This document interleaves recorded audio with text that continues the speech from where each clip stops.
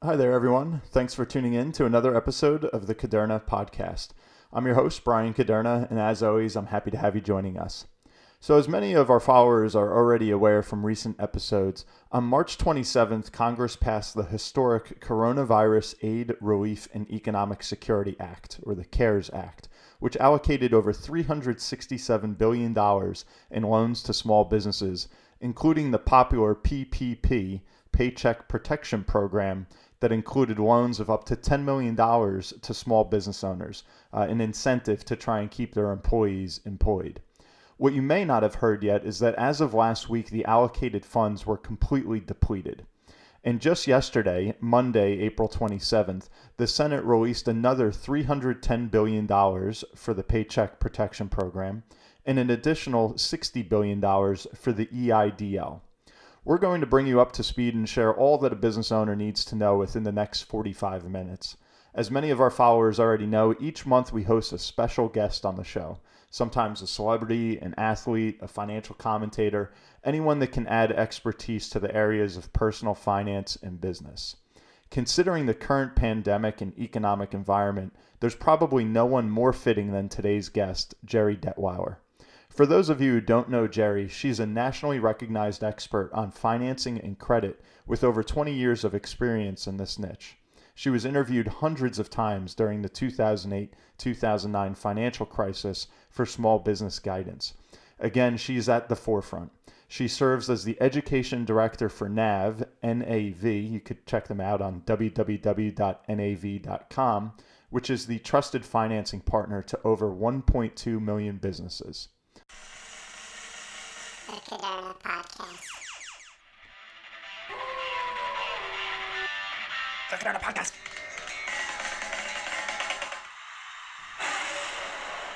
The Caderna Podcast. All right, Gerri, welcome to the show. Oh, thank you, Brian. I love to talk about these programs for small business owners. So happy to be here. Yeah, thank you. Pretty crazy time that we're dealing with, huh?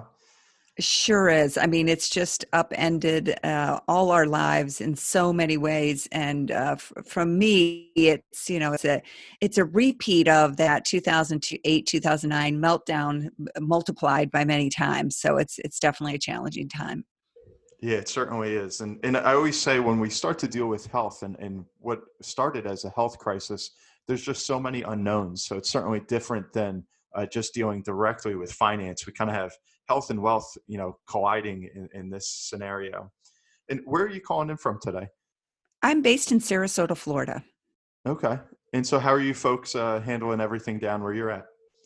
Well, I've been working remotely for many years, so it hasn't changed my work life that much, except that I feel like I'm not ever not working because these programs are changing so quickly. When I think of what's happened in the past month with the small business relief programs, it's been a daily effort to try to keep up with the latest news and guidance and answer questions from small business owners. So it's definitely been intense, but it feels good that I can do something, right? I'm not a first responder. I can't help anyone, directly with their health issues, but hopefully I can help a little bit with some guidance on the small business side, and that's certainly important too. Certainly. And speaking to some of the speed of all this, because I know you're trying to keep up and keep your finger on the pulse of everything. I listened to an interview last night with Mark Cuban, and he said, traditionally when you come up with a strategy, it's ready, aim, fire. And that this time around, just because of how things were progressing so quickly, it was ready, fire, aim. And Mm. so obviously we're dealing with a bit of the fallout here as everybody kind of navigates and learns things on the go. So I'm happy to hear that we have people like you to lean on, with a lot of confusing stuff coming at us very quickly. And one of the questions I just want to start with, if you don't mind, was earlier this week, the Senate passed legislation to provide an additional $380 billion dollars in COVID relief loans for small businesses. Can you share a little bit of what that's going to mean for the small business owner after we had just touched on the entire plan was more or less depleted already in the first round? Yes. So there are two small business relief programs that are available to business owners, and you can actually apply for both of them. So we can get into more details, but one is the Economic Injury Disaster Loan, and the Disaster Loan program's been around for many years. So that's the program if there's a fire or a hurricane or a tornado, they business owners can get help getting their business back on its feet. It's a low interest rate loan. And in early March, they made that program available for all business owners impacted by COVID nationwide. So it quickly expanded to all 50 states. The CARES Act then was passed on March 27th, and that law was designed to do two things related to those loans. One is it created the PPP, the Paycheck Protection Program loans, and that's a short-term loan that can be completely forgiven if used properly, mostly for payroll. And then the second was they added a component to the disaster loan, which is an advance or a grant where you can get up to $10,000. Supposed to happen within 3 days of application. That didn't happen, but we do have some business owners who've gotten their first initial grant, and so they provided funding for that as well. So within 2 weeks, that program it launched. The PPP launched a week later. Within 2 weeks, it was out of money. And what was really frustrating were smaller businesses, especially those who are self-employed, 1099 contractors, etc.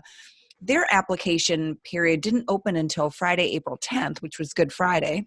We didn't get guidance on how they should apply, like how they should calculate the amount they're eligible for until the following Tuesday. And then by Thursday, it was out of money. So it was just an Wow. extremely fast and furious process, lots of confusion, lots of frustration. So hopefully what we're hoping this time around, now Congress has come and the president needs to sign the bill, and from what I'm hearing, they're talking Monday, maybe for funds, but who knows? Could happen today, Friday, April Yeah. 24th. I don't know. But they are funding more money for both programs, both the PPP and the EIDL. And this time around, hopefully it will go smoother, A, because there's some more guidance out than there was the first time, and B, because we now have more lenders making these PPP loans, and lenders who may not require that you have a relationship already with them, as a business banking customer or a business loan customer, for example. So we're hoping that round two will reach more smaller businesses. Yeah, because that was my understanding, is that a lot of this that was dealt with your local bank, naturally they wanted to service their best and their biggest customers first, that in a way got preferential treatment. And a lot of the small businesses that needed the relief most kind of slipped through the cracks in that first round. Yes, that's right. And Brian, remember, about 20% of small businesses don't even have a business bank account. Not something I recommend, but it's a reality. And then the other issue is not all banks and credit unions have offered these loans. So if you happen to have your business banking relationship with one that didn't, you may have felt frustrated because you didn't know where you could get one of these loans. So again, we're hoping this round will be a better experience for more of those business owners. Yeah, I hope so. And now when we speak about small business, that would be 500 employees or less, correct? Generally, that's correct. There's also something called SBA size standards. So based on the industry you're in, you might be able to qualify with more employees than 500. You have to look up the size standard tool on the SBA website to see. But then what was unique about PPP was normally the SBA has these very strict rules about what they call affiliation. So if you have owners who own multiple businesses, you have to add all those employees together to see how they qualify. And they waived those affiliation rules for businesses that it's called a NAICS code. It's your industry code in the 72, which is primarily hotels, restaurants, hospitality industry. So what happens here is it opens this loan program. Say you own a hotel and you're part of a bigger chain, but you're really on your own as a franchisee, right? So franchises also were exempted. So you would become eligible where you may not have been traditionally eligible for an SBA loan program. So there's still a lot of confusion around that too, because normally the SBA will cap out a certain amount for affiliated businesses. And in this case, PPP loans are capped at 10 million, but I've seen some press releases that indicated some companies got more than 10 million. So presumably they're using the multiple businesses to qualify for a larger dollar amount. So, yeah, a lot of money went quickly to what I would say is bigger small businesses, but and it's very, very frustrating for the small business. I do want to emphasize that this loan program is primarily at keeping workers on payroll. Hmm. And that's where I would say the biggest confusion comes in for business owners because, well, we can talk more about PPP that way, but they're confused by I'm going to pay my employees and they're not going to go to work. That's really confusing to them because maybe they can't go into work. It's a restaurant. They can't go into the job workplace, or they're not essential business. They can't go into the workplace. And then the other thing is, there are a lot of business owners saying, hey, I have other expenses I need to pay, not just payroll. I have a lot of other expenses, but there's not enough money in PPP, the way the formula works, to help me pay those other expenses. So what do I do? So just go back to what this is designed to do. And it's primarily designed to keep employees of small businesses on the payroll. And that includes yourself. You're the business owner. You need to get paid for 8 weeks after you get this loan.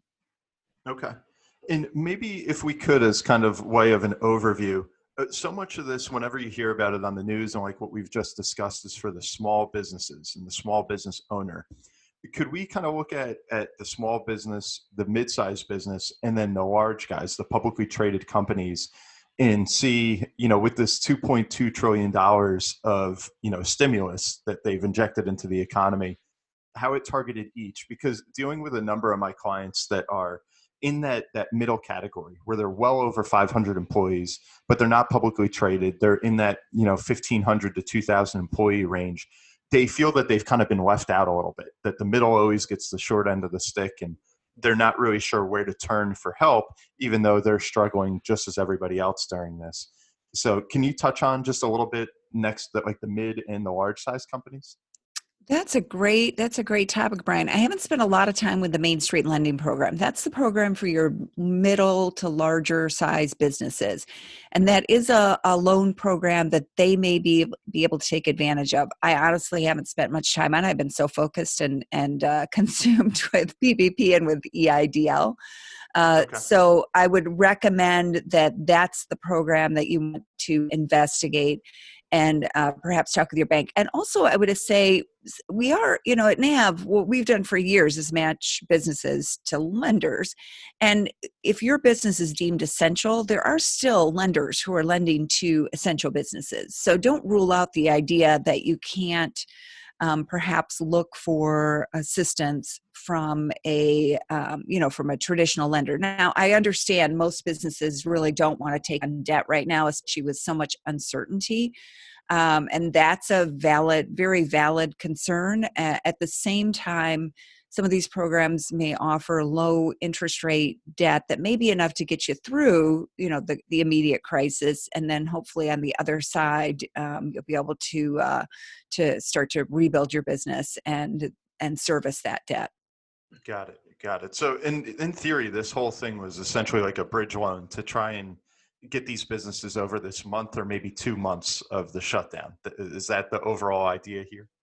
Yes, that definitely appears to be so. And disaster loans, which we can also go a little more detail into those, though that's what's traditionally that program's been for. It's been to help the business pay its, essential bills. So get through the disaster, come out on the other side, and then reopen and hopefully be successful. Got it. Okay. And so what are some of the obstacles that these small business owners are encountering? Because it is true. I mean, small business is the backbone of America. And when you deal with a mom and pop shop that has 10 or 15 employees, they often don't have an HR person or a CFO or someone that can go dig through all this, legalese and understand, how to actually get these loans. What are some of the pros and cons of taking on the loans? Or is it all pros? Are there any cons to it? So can you just touch on some of those obstacles or maybe some of the confusion there? Yes. So it's very, very confusing. And I can tell you that I've talked to so many business owners. They hear all these acronyms thrown around, EIDL and or IDLE and PPP. And what does that mean? So I'll give a quick overview. So the IDLE, or the Economic Injury Disaster Loan, I've mentioned before, this is a program that's been around for a while. And what it does is it provides a low cost working capital loan so the business can meet its obligations in the short term until the disaster is over. The interest rate is 3.75%.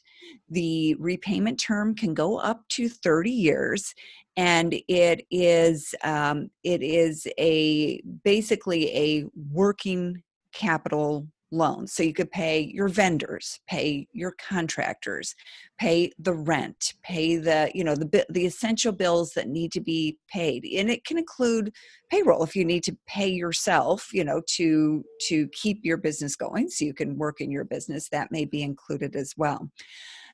These disaster loans with the CARES Act also come with an advance.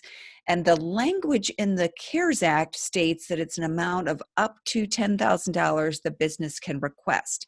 So when that first came out, the assumption was you could request $10,000. It doesn't have to be repaid. And the idea was, okay, I'm going to get $10,000 in 3 days. That will give me the money I need really quickly to pay some bills. Well, two things happened. One is the 3 days did not happen. So the SBA was completely overwhelmed, and no one got a grant in 3 days, as stated in the legislation. The second thing that happened was the SBA was overwhelmed, and they decided, because were so many applications and a limited amount of funding, they decided the advance would be $1,000 per employee. So if you have 5 employees, you get $5,000. If you have 15 employees, you get $10,000. It's capped at $10,000. But that money comes into the bank account first, and it does not have to be repaid. And then after that, you're considered for a loan. And typically under the disaster loan, you get up to $25,000 in the first disbursement. Now, I have seen some indications that the first disbursement in this case might be $15,000, again, because there's so much need for these loans. But you're supposed to get this first disbursement, and then you can get additional funding. And some of the very early approvals were for some significant amounts of money. I mean, I did hear from people who got $1 million under the EIDL program. So that's not a bad, that can be very helpful for a business that is really impacted by the disaster. But you can use the money for all these different purposes. So that's the key to understand with EIDL. Okay, so EIDL, the EIDL, which was a much smaller pool of money than the PPP, which was the payroll protection, was that more liberal in its uses? Like that wasn't so tied to keeping employees on staff and such? Correct. That disaster loan program has always been for working capital, and many things can fall under working capital. You can't use it to refinance long-term debt, but you pay essential businesses. And one of the things we can touch on when we talk about PPP is you don't get PPP money to pay your contractors. So I've talked to many businesses that rely on independent contractors, and those contractors under PPP can apply on their own, get their own money, but that doesn't mean they have to work for you for free, right? So where businesses that are dependent on independent contractors may need to look to EIDL for funding to pay those contractors. Again, it will be a loan. It's not except for the grant portion, which is a small portion of it. It will be a loan, but it could be what you need to pay those contractors so you can keep your business operational. And is there a cap? Is there a limit on that one? Yes, $2 million. Okay. And the SBA does require collateral. Well, we'll ask for collateral over $25,000 if it's available. So if you have a loan amount above $25,000 and collateral is available, they will take collateral. And that could include home equity of the owners. So you just want to understand that, you may apply for both loan programs and then decide, hey, you know what, I'm not going to take more than $25,000 on EIDL because I don't want to pledge, my home equity as collateral, or you may decide it's okay, you're okay with that because you feel confident you'll repay the loan. But I do want to point that one twist out because that's a common feature of SBA loans that was waived for PPP. Okay, interesting. And one of the things I've heard so much about is there's just a tremendous amount of money flowing out very, very quickly that we've never seen before is oversight. And like you just mentioned, that a business can use this EIDL money for so many different uses, but not such as refinancing other debt. So if a business owner is sitting there saying, hey, I have a line out there at 8 or 9%, for whatever reason, when they took that on, it was a higher interest rate. and they say, okay, now I can get working capital here at 3.75. Who is sitting there saying, hey, don't pay off that debt, use it to help your business right now? Like, how are they ever going to track all of this? Yeah, that's such a good question. And it is, it is a concern. I'm most concerned about outright fraud. People who are applying who don't really have a Sure. business and are just going to pocket the money. And when the grant was announced, there were all kinds of crazy threads on Reddit about, Uber drivers who were going to use that money to pay off their car. And that's Wow. not what that was intended for at all. But what I do recommend for the business owner who is, trying to use this money to keep their business afloat is that you document it very carefully. Keep good records, because there will be audits in the future. They always come back and audit these kinds of programs. Not everyone's going to get audited. And as long as you can demonstrate that you were acting in good faith, you used it for the purposes it's intended to, you should be fine. I'm not a lawyer, so I can't give you that as legal advice, but you definitely want to keep good records and be able to document it in the future. It could be a couple years before they're really able to take a good look at what happened, just because of the breadth and depth of this current crisis. And then you may even want to put it in a separate bank account. So I've heard that recommendation. That can get a little bit tricky, because you may have bills that come auto pay out of your business bank account, so that can get a little tricky. But whatever you do, if you're someone who normally just hands the shoebox to your accountant and you don't deal with it too well, make sure you're keeping track of how this money is spent. It's important. Okay. No, I think that's a best practice. That sounds smart. And I just have so many questions that are kind of coming to mind with this.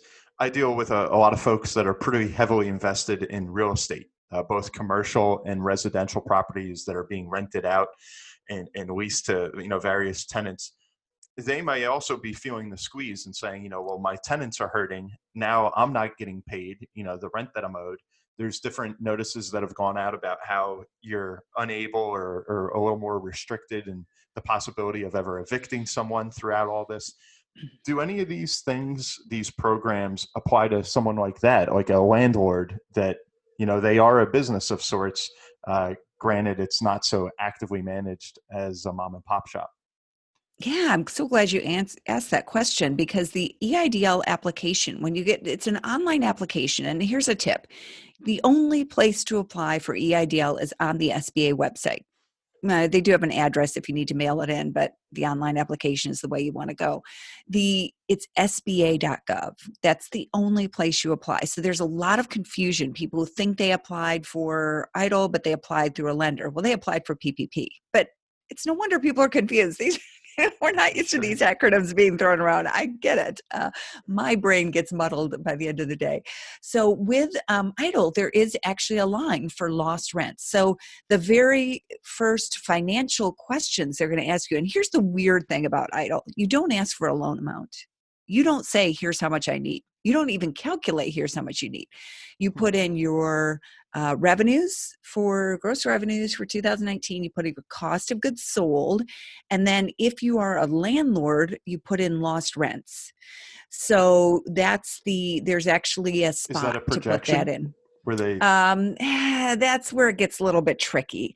I would try to get something in writing, even if it's an email or text or something from your tenant stating whether they're going to be able to pay the rent, because you're supposed to be impacted by the disaster. But we all know that, there's plenty of people who were able to make this month's rent, but they know they won't make next month's rent.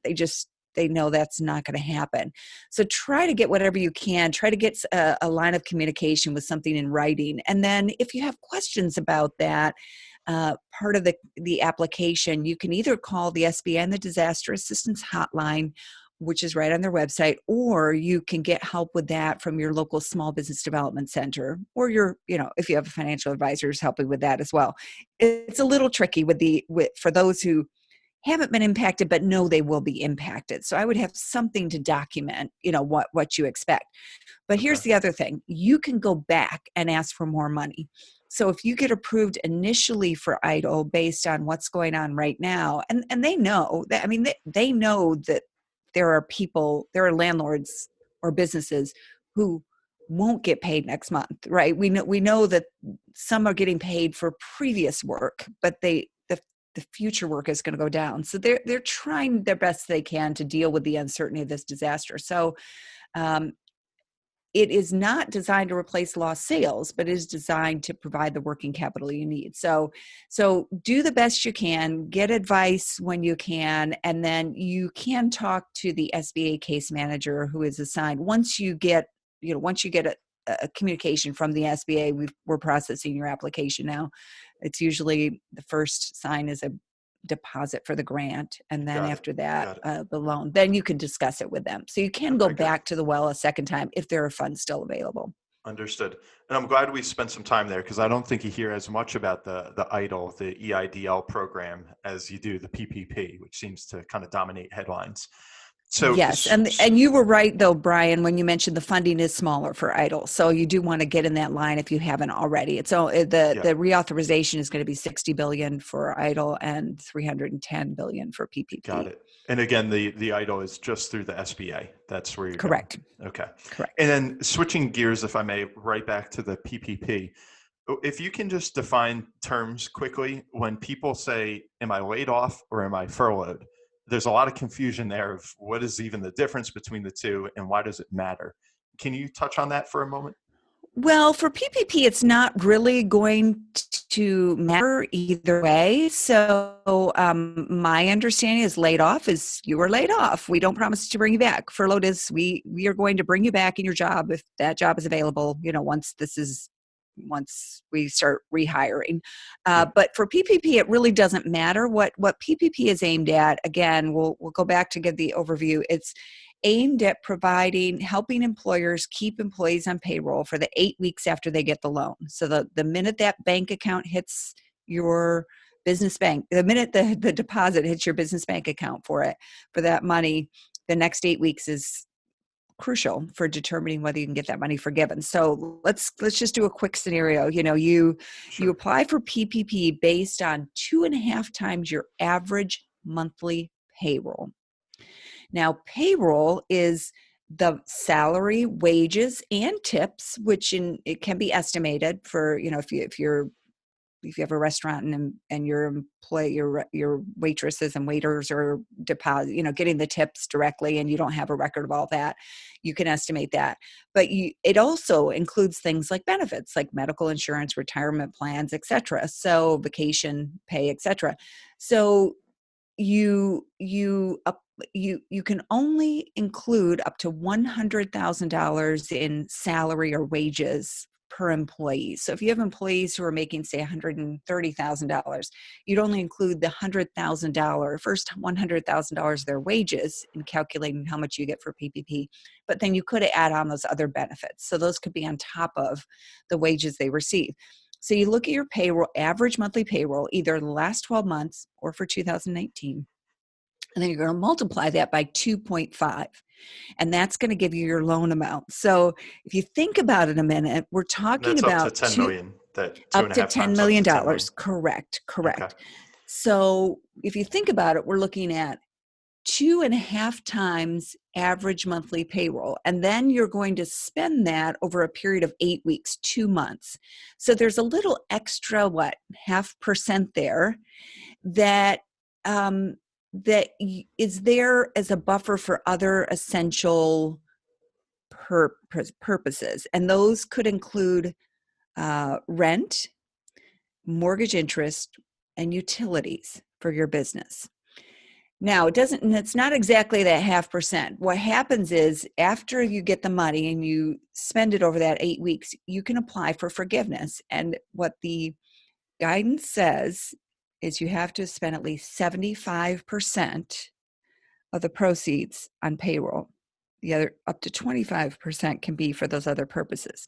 Okay. And then it also gets into this very convoluted, confusing calculation about wages, about full-time equivalent wages and salaries. You can't reduce salary or wages more than 25%. The guidance is terribly unclear. Tried to tackle it in a 3,000 word article, so there's still a lot of questions, but that's the basic idea. And again, business owners are so confused about the idea that they're going to pay their employees even if they can't come into work. But if you think about what that does, is it does two things. One is it keeps, well, three things. One is it keeps them off unemployment. Two, it allows you to continue paying their benefits, so you can keep them on your medical program if you offer that, for example. And three, it keeps those employees with you so that hopefully in 8 weeks you'll start to reopen and you won't have lost those employees. You won't have lost them. Now, it is creating some real interesting dilemmas. I have gotten a lot of questions from business owners who said, my employees feel they can make more money off of unemployment because now we have this additional $600 a week on top of your state benefits that Yep. it's available under the Yep. pandemic unemployment assistance. So I'm getting a lot of questions about that. There are some business owners say my employees are not happy that I'm continuing to pay them. But if you offer benefits, it's important to make sure the employee understands that they can retain those benefits during this time, which is really important, especially something like medical insurance, where you don't want to be left with insurance during this COVID crisis. Got it. Got it. And just quickly, like you mentioned, a lot of people feel they could get more on unemployment in some scenarios. What happens if that employee, let's say they're a waiter, waitress, or bartender, what have you, says, you know what, I'd rather just quit right now, go on unemployment for the next 5-6 weeks, and I'll be okay. Is that in some way, shape, or form harming the company, or they'll just document that as, the employee voluntarily left? Yeah, it gets pretty tricky because the SBA hasn't really given good guidance on that. But what happens is if you don't maintain the payroll, it's not as if you wipe out all forgiveness. It reduces forgiveness. So you Okay. could, let's say, reduce your forgiveness by 20%. So you get $100,000 and $80,000 is forgiven.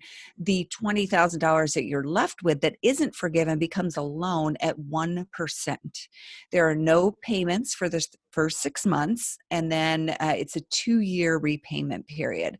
So that's still a pretty inexpensive Sure. source of funding, Yeah, but definitely. most businesses want to get the forgiven loan, right? Yeah, and nothing beats free money. Yep. Yeah. And I should mention one thing real quick, Brian. If Sure. you do have a business where that's a scenario where your employees, let's say you don't offer medical insurance, they're lower wage employees, they don't want to come back to work, they'd rather collect unemployment, talk to your accountant, because there is also a payroll tax credit that may be a better option for you, and I'm not an expert on that. I haven't spent a lot of time with that, but you cannot get the payroll tax credit and PPP. And so there might be a different option for you that's better for your business. Got it. Got it. And a follow-up question, maybe to conclude on the PPP. What should a business owner do if they've been turned down? Or has that even happened? Is it just kind of, they're getting it out so fast that everybody who applies is almost entitled to it? No, I have heard from some people who have been turned down, although I haven't seen the rejection letters. So the biggest obstacle is that people are just not getting through the system, because the lender has to process the application, and then every single loan application has to go through the SBA to get an SBA number. The SBA has to keep track of the funding that's been authorized, right, under this program. So it's been a bottleneck, quite honestly. Now, they have done some things to try to improve that, and fingers crossed, round 2 will be smoother. But what I'm recommending to business owners is apply at multiple places. Traditionally, I've talked about SBA loans for years. And what I've said to a business owner is, just because you can't get an SBA loan from one bank doesn't mean you can't get it from another, as long as you don't have a disqualifier, like, a felony or you're on probation or something like that would disqualify you. Then you can look elsewhere. So what I'm suggesting for round 2 is that business owners actually check with a few different lenders.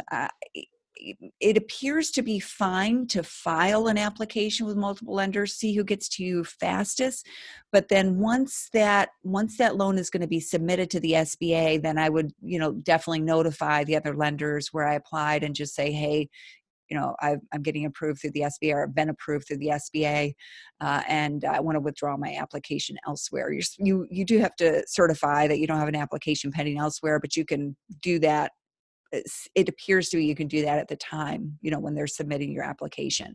And then it's also important to know you can only get one PPP loan for your business. Okay. Multiple businesses, it appears they can apply for multiple businesses, but that's another tricky topic I wrote about in a separate article. Okay. And so we know a little bit now about EIDL and about PPP. These large companies, which I know that's not your bread and butter with the publicly traded companies, but there's been so much in the news the past 2 weeks about Ruth Chris, Shake Shack, even a lot of colleges and universities, Princeton, Harvard, et cetera, that receive these funds. And people were in an uproar saying, why did they even get them in the first place when we're talking about small business owners? Can you just address that for a moment? Yeah, that's a really, really good question. And it's extremely frustrating for Main Street businesses. And I would say it's even more frustrating in light of the fact that those small businesses couldn't apply till 7 days later after the bigger small businesses, and then they didn't get guidance on how to apply until 2 days before it ran out of money. So I think we should be outraged that the very small businesses that our economy depends on and who employ a large percentage of the American workforce have not gotten this funding. And let's hope round two is a different story, because they need this funding to stay in business. The average business, Brian, average small business, this is a study from JP Morgan Chase of like 600,000 small businesses, has about 27 days worth of cash available. So we're right at that crucial point where there are Sure. businesses who are saying, there's nothing left. If I don't get help, I'm closing my doors. And so we have to get this right this time. Yeah. How did those big guys, how did they get it in the first place though? Like, were they like for some loophole or for some reason entitled to that? Yeah, I haven't studied the individual cases, but I'm presuming that it was this expansion of the waiver of the affiliation rules, so that when you look at it as a big business, it's a big business. When you look at each individual location employs less than 500 workers. There is a requirement in the CARES Act that you're supposed to certify that this money is necessary to support the ongoing operations of the business during this crisis. I'm forgetting the exact language, but it's basically saying that we need this money to keep the business going. But Okay. at the same time, there was another language in the CARES Act that said it's the sense of Congress that all businesses have been impacted. So, I presume these businesses said, hey, this looks like Congress wants to help us pay our employees who we might otherwise lay off. So let's get this program. But Even though they were over that 500 employee mark? well, they would have had to have met the affiliation waiver standards. So I'm not even sure the Harvard story is true. I haven't had a time to investigate that. I just heard it yesterday, but they have to be over 500 employees.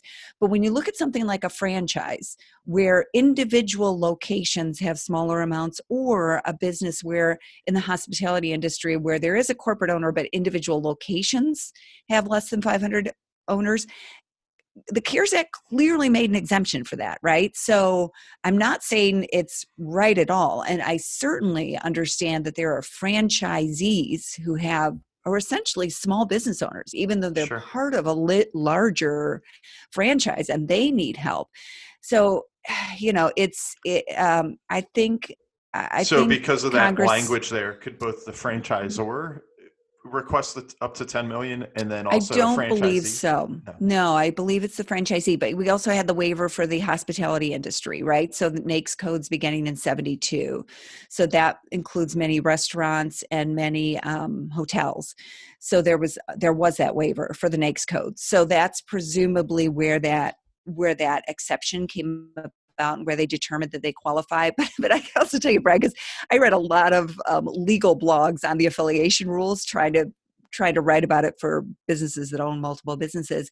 And Yep. even there was a lot of confusion. So you Oh, have to yeah. understand, I certainly outraged that small businesses have not gotten the funding they need. They Yeah. need this funding. I know. I think people will be picking this thing apart for the next decade at least, and just what happened in a matter of a month. They will, absolutely. But I will say that it happens so quickly, so fast in a blink of an eye. Remember, an SBA loan application typically is over like 40 pages long. I've read the standard operating procedures for these. They're a few hundred pages, right? And yet we tried to get these loans into the hands of small businesses with a 1.5 page application and guidance that was pretty vague in a period of a week. Yeah. Wow. So It's crazy. things definitely Pretty went wrong. crazy. What are some of your thoughts looking kind of from the 10,000-foot view of if the government just said, okay, we're going to try and create a stimulus of sorts of $2.2 trillion, which is just an enormous number. I think people can't even really fathom. And in theory, that was going to get us over this hump for like about a month of shutting down the world's biggest economy. If now we're about to enter May, some states want to open, other states don't. You have all this kind of debate raging on. If time goes on where the health officials come back and say, "Whoa, we can't open up yet," for whatever reason, do we do this again, or at what point do you say, "Hey guys, we can't really help much more. There's not any more money that we could print." Yeah, that's such a good question. And I'm anticipating there will be further rounds of assistance. What it should look like is tricky because one thing this has really exposed very clearly is the differences in how small businesses run.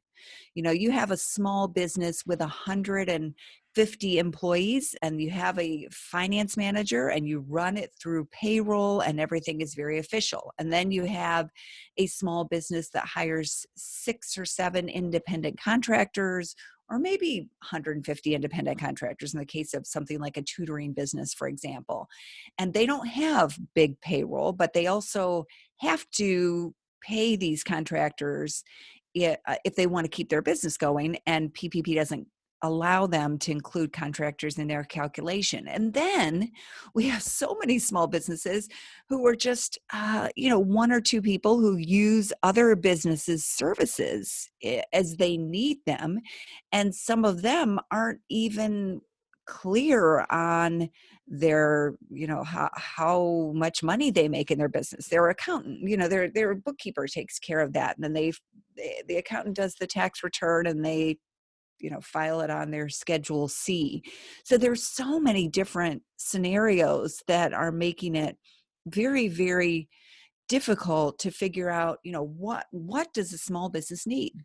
Because Congress clearly wants to help the small business survive. I mean, at least to the extent that we have the EIDL program and some help from PPP, but they operate in such different ways that trying to figure out what's the best way to help them is very challenging. Now, one thing that I do think is encouraging is grant programs on the state and local level. I'd love to see more funding for that. I think that's where you can really identify the businesses that have needs in the community. And grants, I think, for those very small businesses can be an appropriate way to go. And I'll give you a quick example. Where I live in Florida, in Sarasota, Florida, there is a grant fund that has just been made available, and they're going to set aside a certain percentage. I think it's about 30% for daycare businesses. And daycare businesses are essential, right?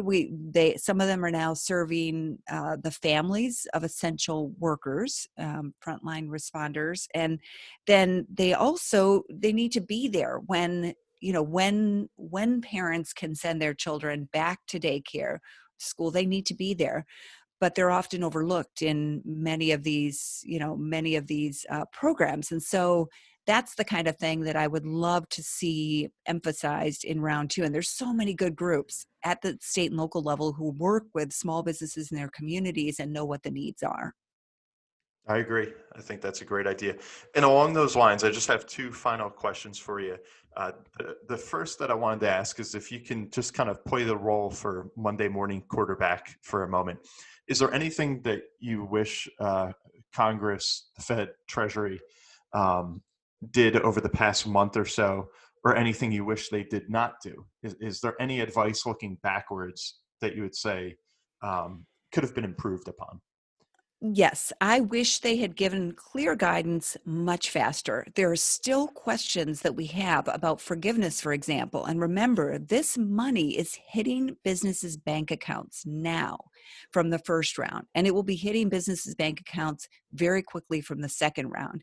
And it is not clear in many situations how to document and apply forgiveness. There's a rehiring provision, for example, that allows you to rehire before June 30th in order to maximize forgiveness, but it's completely unintelligible in context of the rest of the, the rest of the bill, and so and the rest of the guidance. And so we have got to have clear guidance so that it's easy and clear, not just for the business owner, but their advisors too. I can tell you, Brian, I've talked to financial advisors and CPAs and attorneys who say, we cannot advise because this is not clear.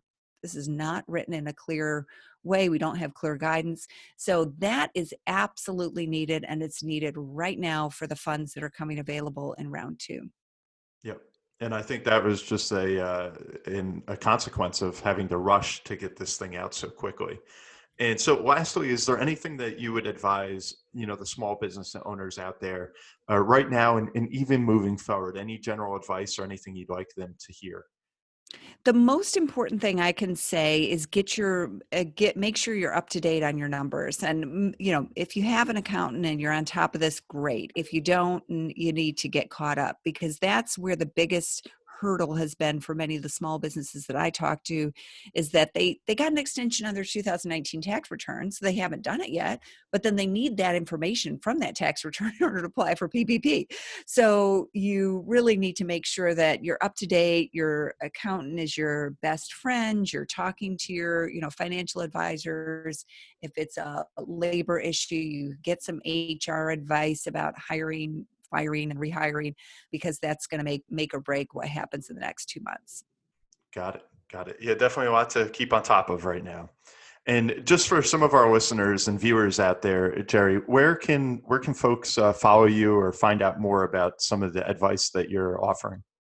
Yeah, we have lots and lots of articles. I think we published 38 articles on these COVID-related relief loans in the past 3 weeks, but you can Wow. visit me at NAV as in Victor, so NAV.com. You can fill out an application for us to match you to lenders offering PPP loans. You can use our calculator to figure out how much you may qualify for your PPP loan, and then you can also read the articles. And if you don't read anything else, read the article on forgiveness, because it's an important topic. Got it. Got it. That's a great resource and very timely, to say the least. Anything else that you want to share with our listeners before we sign off for today?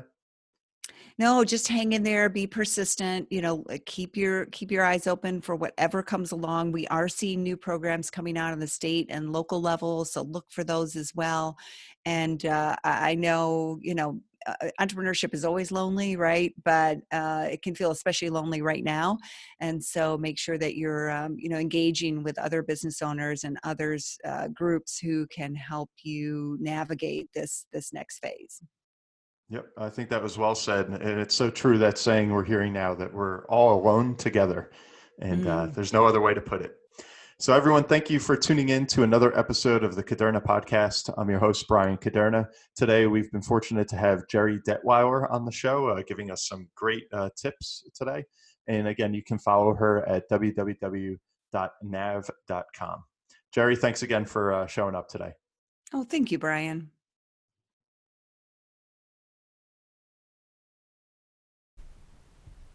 The Caderna podcast is for informational purposes only. Individual situations may vary, and the information should be relied upon only when coordinated with individual professional advice. Guardian and its subsidiaries do not provide tax, legal, Social Security, student loan, mortgage, or real estate advice. Listeners should contact their own tax, accounting, or legal advisors or the Social Security Department in this matter. All investments and investment strategies contain risk and may lose value. Brian Caderna is a registered representative and financial advisor of Park Avenue Securities, LLC, Pass, 300 Broadacres Drive, Suite 175, Bloomfield, New Jersey 07003. Securities, product services, and advisory services are offered through Pass, a registered broker-dealer and investment advisor. 973-244-4420. Financial representative, the Guardian Life Insurance Company of America, Guardian, New York, New York. Pass is an indirect, wholly owned subsidiary of Guardian. Caderna Financial Team and International Planning Alliance, LLC, are not affiliates or subsidiaries of Pass or Guardian. Caderna Financial Team is a division of International Planning Alliance, LLC, a general agency of Guardian. Pass is a member of FINRA, SIPC. California Insurance License Number OK04194. Content of the Caderna podcast is copyright of Brian M. Caderna, all rights reserved. Any redistribution or reproduction of part or all of the content in any form is prohibited without prior permission from the Caderna podcast. The views and opinions expressed herein may not be those of Guardian Life Insurance Company of America, Guardian, or any of its subsidiaries or affiliates. Guardian does not verify and does not guarantee the accuracy or completeness of the information or opinions presented herein. Any third-party materials referenced cannot be endorsed or verified by Guardian and are used as the opinion of the author. Guardian, its subsidiaries, or affiliates do not provide or issue or advise for mortgages. This material contains the current opinions of the author, but not necessarily those of Guardian or its subsidiaries, and such opinions are subject to change without notice.